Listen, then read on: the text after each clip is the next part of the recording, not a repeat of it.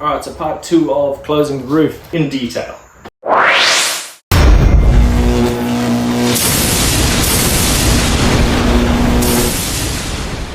I have my manual here, or my Bible as I call it.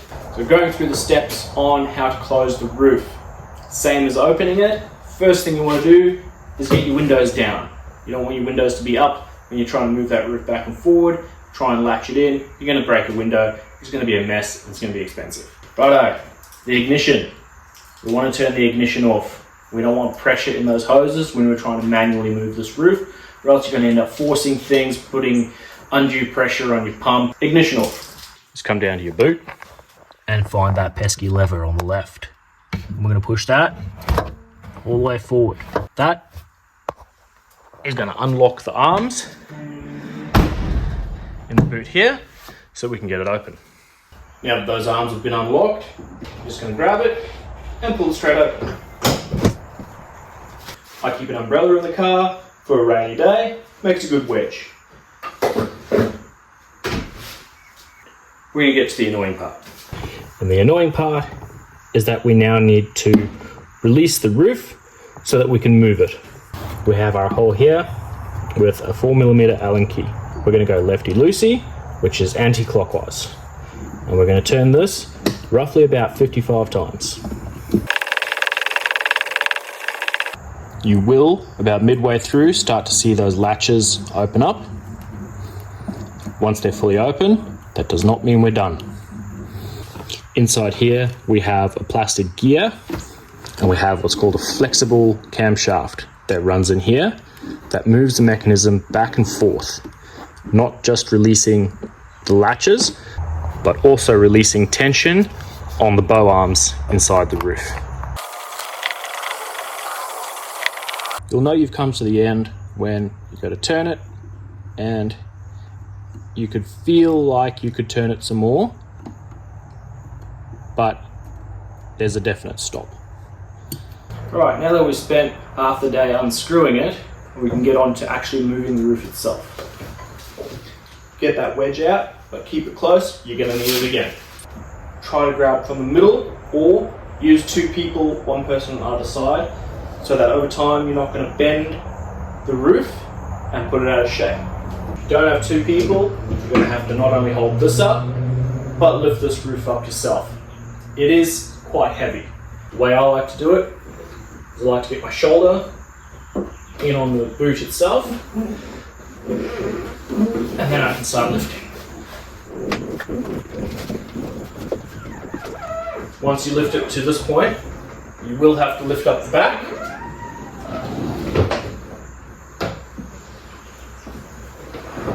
Until you get to this stage. Now remember I said keep your wedge close by, because we're not done on the boot yet. Alright, now I explained it in the last video, but we're going to explain it again in this video just in case you missed the last one. This is the latch that's going to actually hold the boot down, and this is the mechanism that pulls those latches down. That is attached to that lever we see in the boot of the car on the left that we need to pull. That actually tightens these down. Once that pulls, it pulls these cables, which pulls the levers tight, locking this into place. You do not want to drive without this being locked in place properly. The wind will pull it up and you'll be in a world of hurt while you're on the road. That lever can be a little bit of a pain in the ass. So there's a trick. Call it the string trick. We're just going to simply loop that around and pull it out, and just let that sit on the outside of the car. And what that's going to do is, once we close the boot and we can't actually get that lever rearwards, we're going to pull on the string, which will then pull the mechanism, pull that lever rearwards, close the latches, and lock down the boot. Now that we've got our string in place, get rid of that wedge and let your boot drop down by itself.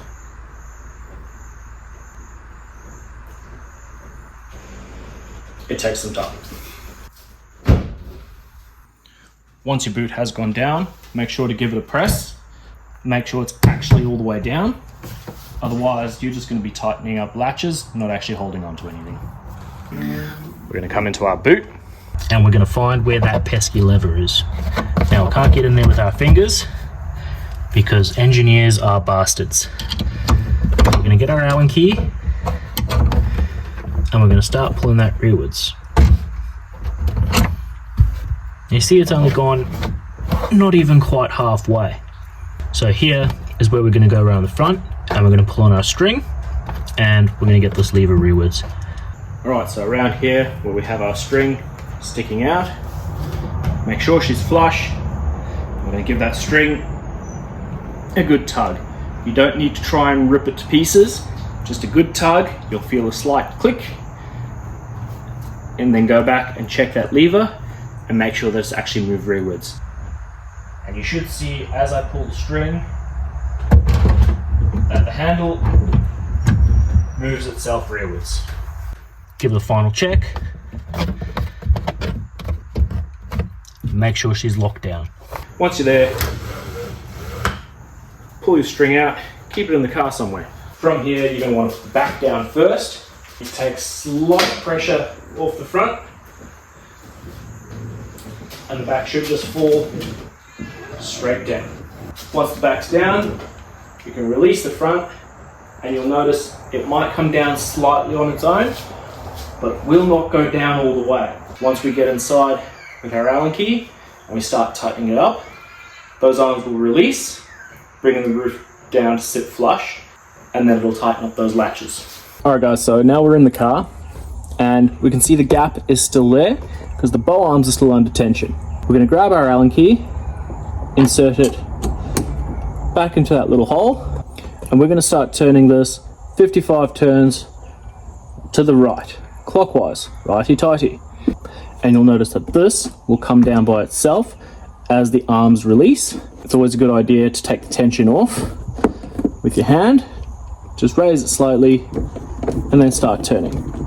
You'll almost immediately feel the weight pushing back down on your hand as those arms release. Once we're there, we're going to continue turning 55 times. What's really annoying is I've already done this, but I forgot to press record, so I had to undo it so that I could do it again to show you lot. Thankfully, with the power of editing, this is only going to take me about 3 seconds. You'll know you're coming to the end when you start hearing that creaking in the middle here. It means that all the arms are closed and the shaft is starting to really tighten up. That noise.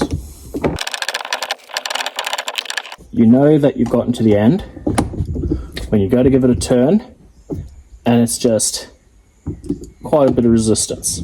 You could probably keep turning it because the mechanism inside there is plastic, but you'll just end up rounding the gears and then you've got to go and get new ones. You can get them off eBay. You can replace them. You'll have to take this entire plastic bit off, remove the mechanism itself, and replace the 2 gears that are inside there with the brass ones. Alternatively, you can try and find a mechanic who actually knows what the fuck he's doing. But what I found is every time you speak to someone about these roofs, they send you to someone else who sends you to someone else who sends you to someone else who tells you to look on Facebook for someone who actually knows what they're talking about. Hence why I've started making these videos, because I couldn't find a damn thing on YouTube. So here we are.